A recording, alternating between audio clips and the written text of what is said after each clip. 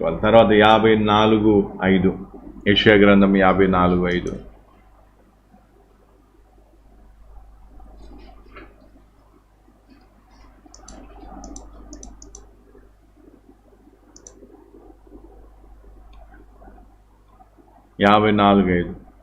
నిన్ను సృజించిన వాడు నీకు భర్తయి ఉన్నాడు, సైన్యములకు అధిపతి అగు యెహోవా అని ఆయనకు పేరు. ఇశ్రాయేలు యొక్క పరిశుద్ధ దేవుడు నీకు విమోచకుడు, సర్వలోకమునకు దేవుడని ఆయనకు పేరు. ఇక్కడ మనం చూస్తే ఇక్కడ ఏముందంట, నిన్ను సృజించిన వాడు నీకు భర్తయి ఉన్నాడు. మళ్ళీ ఇక్కడ సృజించిన వాడు అని ఉంది. ఇక్కడ ఏమంట, మేకర్. ఏం కావాలంట? మేకర్ అంటే ఎవరు? కుమ్మరిలాగా మనల్ని ఏం చేసేవాడు? మొదట దేవుడు ఏం చేశాడు? మనని సృజించాడు. ఇప్పుడు దేవుడు ఏం చేస్తున్నాడు? ఏం చేయాలనుకుంటున్నాడు దేవుడు? రూపించాలనుకుంటున్నాడు. ఆయన స్వభావములోనికి తేవాలనుకుంటున్నాడు. ఆయన ఏమంట, అలవాట్లోనికి మనం తీసుకుని రావాలనుకుంటున్నాడు. అందుకే ఈరోజు మనం ఏం చేయాలంట, దేవుడు మన సృష్టికర్త అని మనం ఒప్పుకున్నట్టుగా అనుదిన జీవితంలో ఏం చేయాలి? కుమ్మరిగా కూడా ఆయనను, ప్రభా నీవే నా కుమ్మరి, నన్ను నీ చేతికి అప్పగిస్తున్నాను, నువ్వు నన్ను రూపించు. కాబట్టి దేవుని చిత్తం మేరకు మనం రూపింపబడితేనే మనం పరలోకంలో ఏం చేస్తాం? చేర్చబడతాం. మనకు నచ్చినట్టుగా మన భవిష్యత్తును చేసుకోవాలని, లేదా కుటుంబీకులకు నచ్చినట్టుగా వాళ్ళ మేరకు మనల్ని మనం ఏమంటారు రూపించుకుంటూ పోతే కాదు, మనం ఏమైతే నిత్య నరకంలోకి వెళ్ళిపోయే అవకాశం ఉంటుంది. అందుకే ఈరోజు మనం అర్థం చేసుకోవాల్సింది ఏమర్థం చేసుకోవాలి?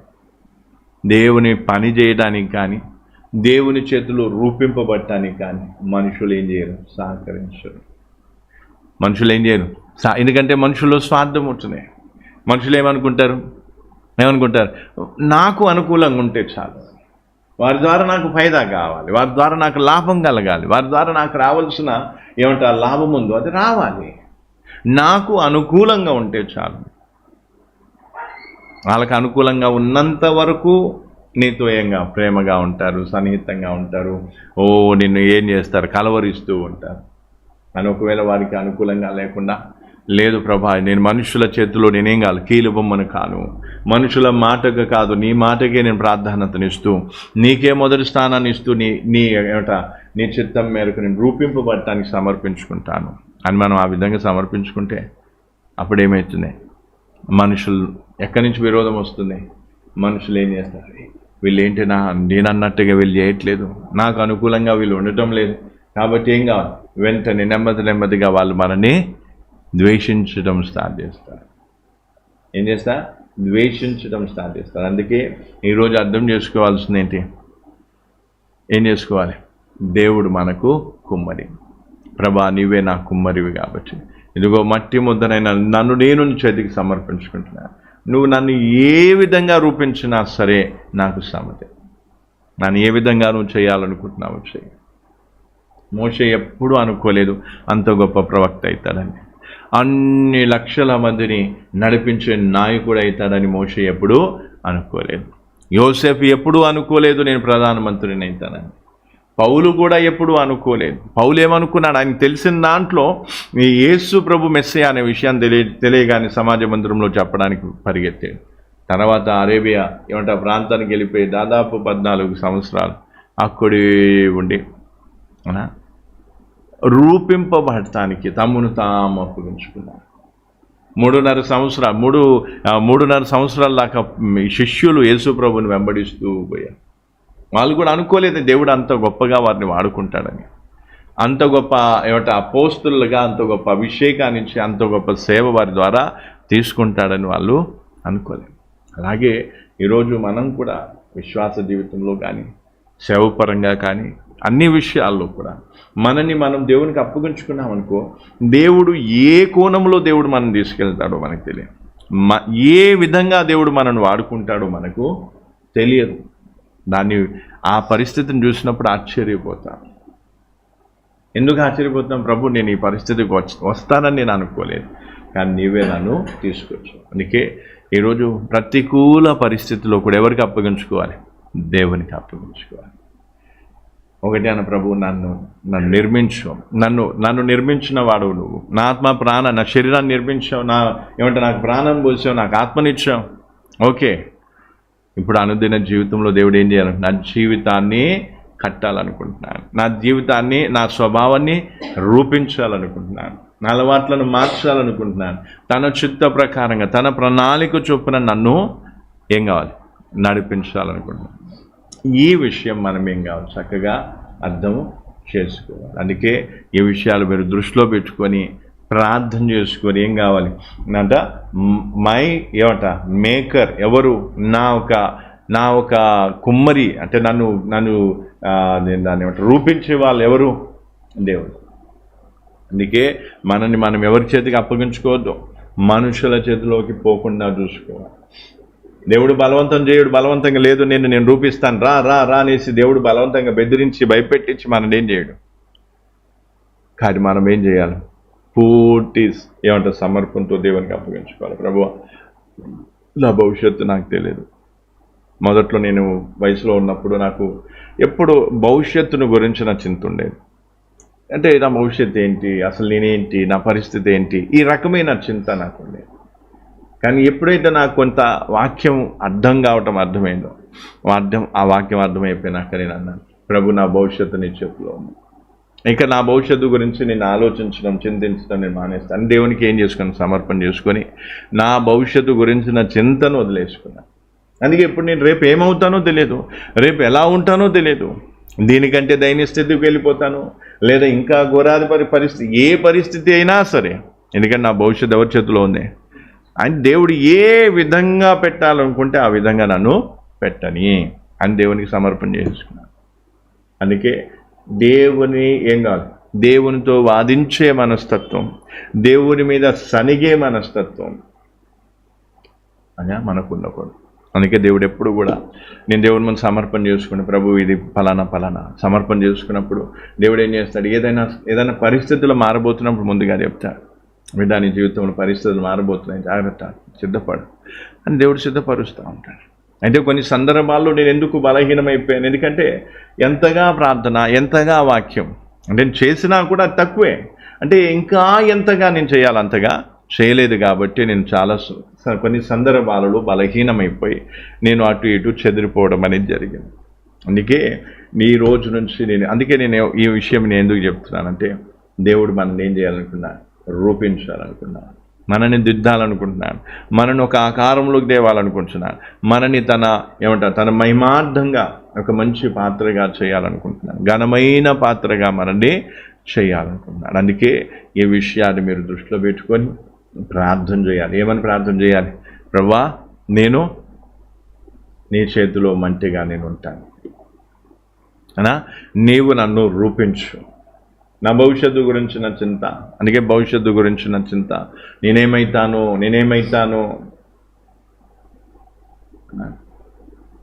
ఆ రకమైన చింతలు మనకు ఉండవు. ఆ రకమైన చింత ఉందంటే అర్థం ఏంటిది? నిన్ను దేవునికి అప్పగించుకోవటం లేదు.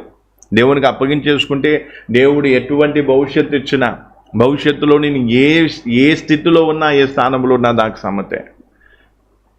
ఏ స్థానంలో ఉన్నా సరే నాకు సమ్మతే. చెట్టు కింద చినిగిపోయిన బట్టలతో చెట్టు కింద ఉండాల్సి వచ్చినా, ఆకలి అంటే తిండి లేక ఆకలితో అల్లమట్టించే చనిపోయి అనాథ శవంగా పడి ఉన్నా పర్వాలేదు, నాకు సమ్మతి. ఎందుకంటే నా దేవుడు నన్ను రూపిస్తే చాలు. ఆయన స్వరూపంలోనికి, ఆయన ఆకారంలోనికి, ఆయన అలవాట్లోనికి నేను వస్తే చాలు. నిత్యత్వములో దేవుని రాజ్యంలో దేవునితో పాటు ఉంటే చాలు. ఆ రకమైన సమర్పణ మనకు ఉండాలి. అందుకే ఈరోజు మనం ఏం చేయాలి? ప్రార్థన చేసుకొని దేవుడి ముందు ఏం చేయాలి? సమర్పణ చేసుకోవాలి, నిర్ణయం తీసుకోవాలి. మనుషుల చేతిలోకి వెళ్ళిపోవద్దు. మనుషులు మనల్ని ఏం చేయాలనుకుంటారు? తమకు అనుకూలంగా, ఇదిగో నీకు నీ భవిష్యత్తు గురించి చెప్తున్నాను, నీ మంచి కోసం చెప్తున్నాను, ఇదిగో నువ్వు ఇలా చేయి, నువ్వు ఇట్లా చేయి, ఇలాన్నీ చెప్పేసి ఏం చేస్తా? నీకేదో మేలు చేస్తున్నట్టుగా వాళ్ళు చేస్తా. కానీ వాస్తవానికి ఏంటంటే, నిత్యత్వములో నీవు ఉండాల్సినటువంటి ఆ భవిష్యత్తు ఏదైతుందో, నీకు ఉండాల్సిన భవిష్యత్తు ఉందో, ఆ భవిష్యత్తును వీళ్ళు ఏం చేస్తున్నా? నాశనం చేస్తున్నా. మనుషులు ఎవ్వరు ఎంత మంచి భవిష్యత్తు ఇచ్చినా ఎంతవరకే మనం బతుకున్న రోజులే ఇక్కడ. అది కూడా ఏదో తాత్కాలికంగా ఇట్లా అట్లా ఏదో కొన్ని రోజులు. అందుకే మన భవిష్యత్తు అనేది ఏంటో ఈ భూమి మీదే కాదు, యుగ యుగాలు మన భవిష్యత్తు మంచిగా ఉండాలంటే ఎవరి చేతికి? దేవుని చేతికి మనని మనం అప్పగించుకోవాలి. దేవునికి మనని మనం అప్పగించుకోవాలి. మొదట్లో నాకు ఆ చింత ఉండే, తర్వాత నా భార్య పిల్లల గురించిన చింత.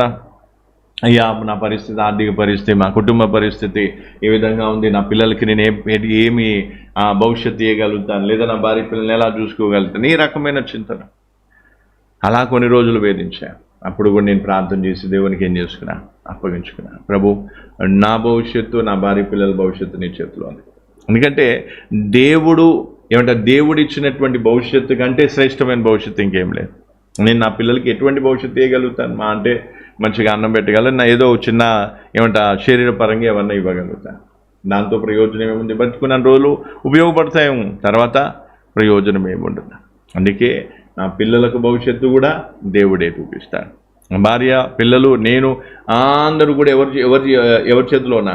దేవుని చేతిలో. అందుకే కుమ్మరిగా, అంటే ఆయన మాకు కుమ్మరిగా, మేము ఆయన చేతిలో జిగట మన్నుగా ఉండి రూపింపబడాలని ఒక లక్ష్యంతో ముందుకు పోతున్నాం. అందుకే మనం కూడా వ్యక్తిగతంగా మన జీవితంలో ఈరోజు ఏం కావాలి? సమర్పణ చేసుకోవాలి. ఏమని సమర్పణ చేసుకోవాలి? ప్రభువా, నన్ను నేను నీ చేతికి సమర్పిస్తున్నాను. నేను నీ చేతిలో ఒక మట్టి ముద్దగా ఉండాలనుకుంటున్నాను. నా స్వభావాన్ని మార్చు, నా అలవాట్లను మార్చు, నా ఆలోచన మార్చు, నా ప్రవర్తన మార్చు. సేమ్ టు సేమ్ నీ వల్లే నేను ఉండాలి. సేమ్ టు సేమ్ ఎవరి వల్లే ఉండాలి. అందుకే నాకు అనిపిస్తుంది, ఇప్పుడు యేసుప్రభు ఒకవేళ ఇక్కడ ఉన్నాను అనుకుని, యేసుప్రభు ఉన్నప్పుడు, యేసుప్రభుతో నడుస్తున్నప్పుడు ఆనందం ఎంత గొప్పగా ఉంటుంది. యేసుప్రభుతో సమయం గడిపే ఆ విధానం ఎంత గొప్పగా ఉంటుంది. మళ్ళీ యేసుప్రభు మనతో నడవటానికైతే రాడు, కానీ ఆత్మరూపకంగా మనతో ఉన్నా కూడా మనం ఆయన స్వరూపం, ఆయన పోలికలోకి వస్తే మనం ఆయన స్వభావాన్ని, ఆయన అలవాట్లను మనం ఇతరులకు చూపగలుగుతాం. అందుకే ఈ రోజు నుంచి ఏం చేద్దాం ప్రార్థన, చిన్న ప్రార్థన. మనం అందుకే కుమ్మరి జిగటమను కుమ్మరి ఓ కుమ్మరి అనే పాట పాడదాం, సమర్పణ చేసుకుంటూ పాడదాం. ఇది దేవుని యొక్క నడిపింపుని బట్టి ఈ మాటలు నేను మామూలుగా ఏదో కూర్చొని కొద్దిసేపు మాట్లాడదాం అనుకున్నాను, కానీ ప్రార్థన చేస్తూ ప్రభువా, సమయము ఉన్న కొద్ది సమయాన్ని ఏ విధంగా నేను ఉపయోగించాలి అని దేవుని ముందు.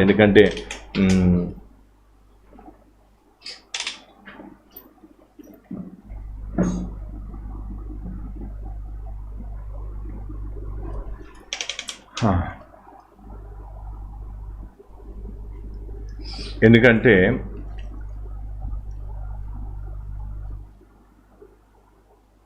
దేవుడు మనకిచ్చిన ఈ సమయాన్ని వినియోగించుకున్నాం.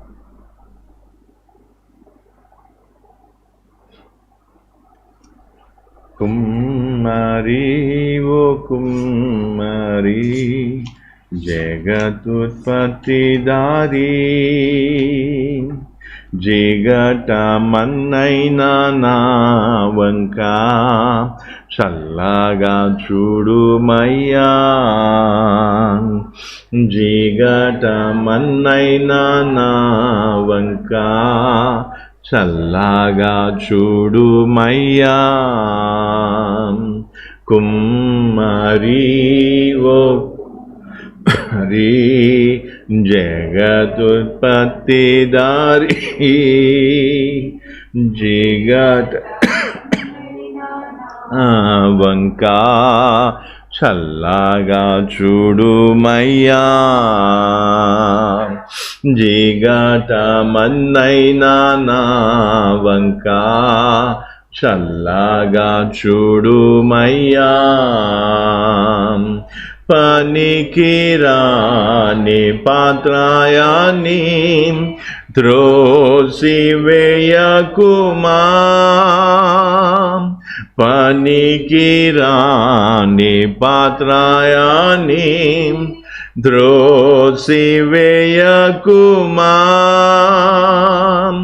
పొంగి పొరలు పాత్రగా మార్చివేయుమా. పొంగి పొరలు మార్చివేయుమా.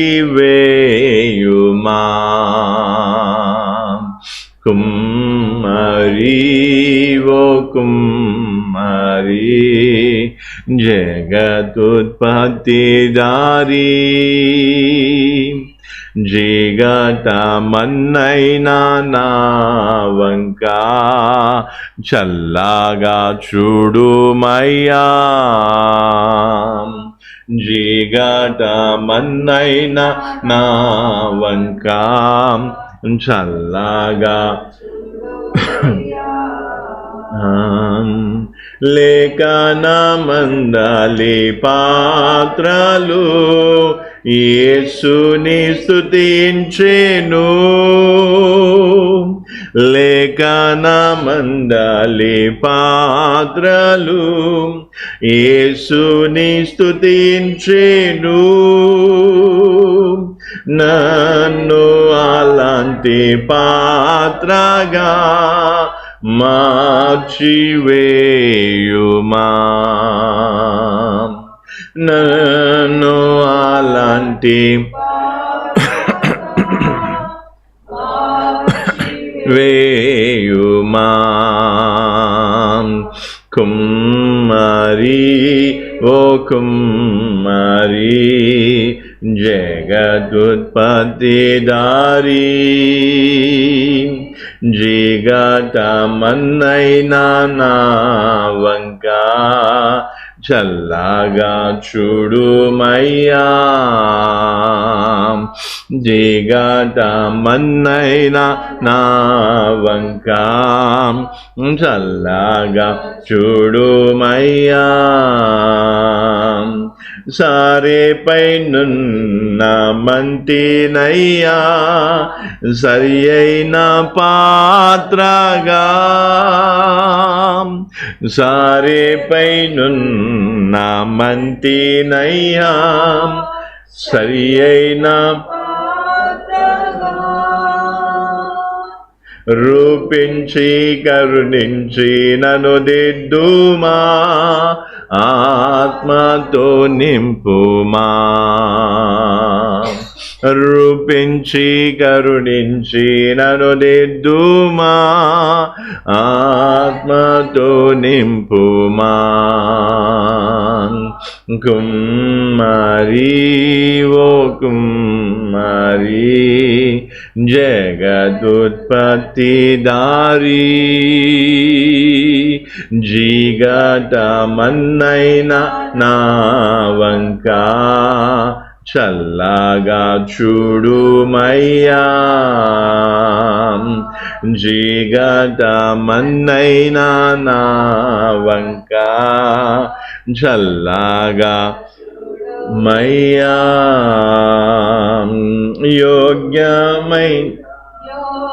యోగ్యమైన పాత్రగా పావన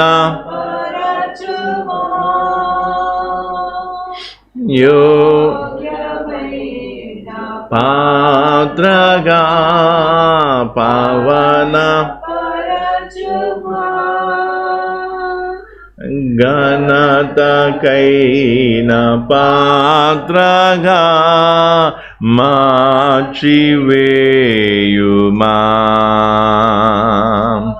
ఘనతకైన పాత్రగా మార్చివేయుమా. కుమ్మరి ఓ కుమ్మరి జగదుత్పత్తిదారి, జిగటమన్నైనా నా వంక చల్లగా చూడుమయ్యా. జిగటమన్నైనా నా వంక చల్లగా చూడుమయ్యా. జీగటమన్నైనా నా వంక చల్లగా చూడుమయ్యా. జీగటమన్నైనా నా వంక చల్లగా చూడుమయ్యా. క్రైస్తవ ప్రార్థన చేసుకున్నా. సుమ ప్రార్థన.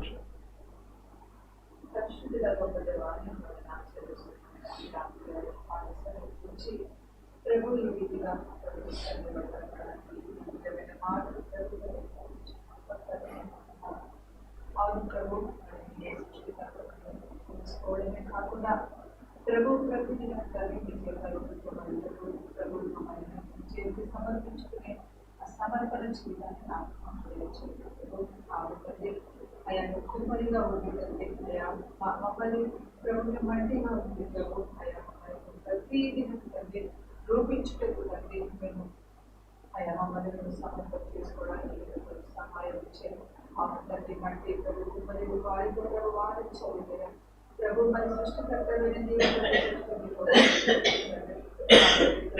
అయా మనుషుల చేతిలో మార్చబడుతున్నారు. అయా వారికి అనుకూలంగా మేము మార్చబడుతున్నా నీ చేతిలో ప్రభు. అయా నీ యొక్క స్వరూపంలో నీ స్వభావంలో నీకు నచ్చిన రూపంలో తండ్రి అయా మరి రూపింపబడుతూ మమ్మల్ని మేము సమర్పణ చేసుకుంటున్నాం. అయా తండ్రి నీ కార్యంలో చదివించి ఏది మా జీవితంలో చేసినా కానీ మా వేదికే చేస్తామని ప్రభు. ఏ విధంగా మమ్మల్ని రూపిస్తామో అది మా వేదిక ప్రభు.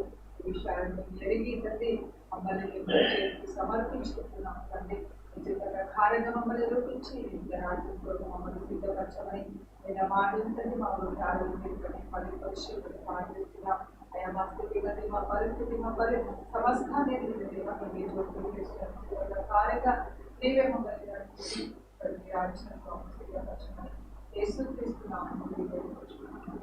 ఆమేన్. పరిశుద్ధుడా తండ్రి నీ కొందనాలు స్తోత్రాలు నాయన. మరొకసారి నీ పాద సన్నిధికి వచ్చి నీ మాటలు మేము ధ్యానించుకోవడానికి కృపనిచ్చి. అవును తండ్రి, అనేక మార్లు మా భవిష్యత్తును మేమే నిర్ణయించుకోవడానికి ప్రయత్నం చేస్తూ ఉంటాను. కొన్నిసార్లు అయితే మనుషులు మా బంధుమిత్రులకు చేతికిచ్చి మా భవిష్యత్తును వారిని నిర్ణయించమని వారికి అప్పగించుకుంటూ ఉంటాను. ఇవి రెండు కూడా ఎంత ప్రమాదమో వాక్యం ద్వారా ఎన్నోసార్లు హెచ్చరిస్తూ వచ్చా. నాయన ప్రభు, మా సొంత ప్రభు మరి బుద్ధి కానీ లేదా మనుషుల ఆలోచన మాకు మేలుకరమైనది కాదు నాయన ప్రభు. నీ చేతిలో మేము ఒక మంటిగా ప్రభు, ఒక మంటి పాత్రగా మేము రూపింపబడితేనే మాకు ఈ లోకంలోనే కాదు పరలోకంలో కూడా ఒక గొప్ప భవిష్యత్తు ఉంటుంది. అయా గొప్ప స్థానం ఉంటుంది నాయన. నీతో అన్యోన్య సహవాసం చేస్తూ నీ యుగాయుగాలు నీతో పాటు ఉండే భాగ్యం దొరుకుతుంది నాయన. కాబట్టి తాత్కాలికమైన జీవితం కోసం, ఇందులో ఉన్నటువంటి తాత్కాలికమైన లాభాలు స్వలాభాల కోసం నాయన మనుష్యుల చేతికి మమ్మల్ని మేము అప్పగించుకోకుండా, మనుషుల్ని సంతోషపెట్టే జీవితాలకు మమ్మల్ని మేము ప్రభు అప్పగించుకోకుండా తండ్రి నేను సంతోషపెట్టే జీవితాన్ని మాకు ప్రసాదించు. అవును తండ్రి, నీ చిత్తం మేరకు మేము రూపింపబడుతున్నప్పుడు అయ్యా మా స్వార్థానికి అది నచ్చదు, మా మనస్సుకు అది నచ్చదు. అంతేకాకుండా మా చుట్టూ ఉన్నటువంటి స్వార్థ ప్రియులకు అయ్యా స్వార్థ పరులకు అది నచ్చదు నాయన. మేము నీ చేతిలో రూపింపబడటము ప్రభు ఎంతో కష్టతరంగా అనిపిస్తుంది. కానీ ప్రభు మేము నీ కృపను పొందుకొని నీ చేతిలో మేము రూపింపబట్టకు అయ్యా నీ స్వరూపం నీ స్వభావంలోనికి నీ యొక్క ఆకారంలోనికి రావటానికి మమ్మల్ని మేము సమర్పించుకుంటున్నాను. ఎన్నాళ్ళు ప్రభు మమ్మల్ని రూపించినందుకు అందున ఇంకా ఎంతో ఉంది నాయన. నీ స్వరూపం నీ పోలికలోకి రావాల్సింది ఎంతో ఉంది. దాంట్లో కూడా నీ కార్యం జరిగించమని ప్రతి విషయంలో నీవే సహాయం చేయి ప్రభు. నా భార్య పిల్లల ప్రభు మరి నా భవిష్యత్తు నీ చేతికి అప్పగించుకున్నట్టుగా మరి సహోదరులు ప్రభు మరి సంఘములో ఉన్నటువంటి విశ్వాసులు ఈ వాక్యాన్ని విన్న వారందరూ కూడా తమ జీవితాన్ని నీ చేతికి అప్పగించుకొని ప్రభు నీ చిత్తం మేరకు నడుచుకునే కృప వారికి దయచేయమని మిగతా విషయాలన్నింటిలో జోక్యం చేసుకుని నడిపించు. అలాగే ముఖ్యంగా ప్రభు మరి యాకోబు నిమిత్తమైన ప్రార్థిస్తూ ఉన్నా అయా నీ కుమారుడిని విచ్చే రక్షణ కోసం ఎదురు చూస్తూ ఉన్నాను.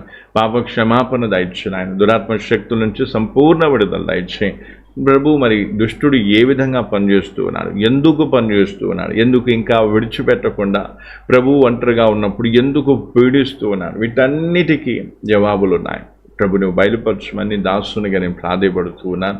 కుమారుని స్థితిగతి నువ్వు చూస్తూ ఉన్నా, కనికరించు, బాగు చేయి, సంపూర్ణ విడుదల, సంపూర్ణ రక్షణ దయచేయి. అలాగే విషయాలు కూడా తమ వ్యక్తిగత జీవితంలో అయ్యా ప్రభు మార్పు చెందాలని, ప్రభు నీ చిత్త ప్రకారంగా రూపింపబడటానికి ఇష్టపడి వచ్చి ఉన్నాను.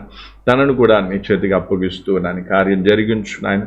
మరొకసారి తండ్రి, మమ్మల్ందరినీ కూడా నీ చేతికి అప్పగిస్తూ, సంఘములో ఉన్నటువంటి యవనస్తులు, ప్రభు వృద్ధులు, సంఘములో ఉన్న ప్రతి ఒక్కరిని కూడా జ్ఞాపకం చేసుకో. నీ చిత్తమే నెరవేర్చి మా ఘనత పొందుకోమని తండ్రి మమ్మల్ని అందరినీ కూడా నీ చేతికి అప్పగిస్తూ ప్రభు యేసుక్రీస్తు నామములో అడిగి వేడుకొంచున్నాను తండ్రి. ఆమేన్. ప్రభు యేసుక్రీస్తు కృప, దేవుని ప్రేమ, పరిశుద్ధాత్మక సహవాసం మనందరికీ సదాకాలం తోడే ఉండను గాక. ఆమేన్. ఆమేన్.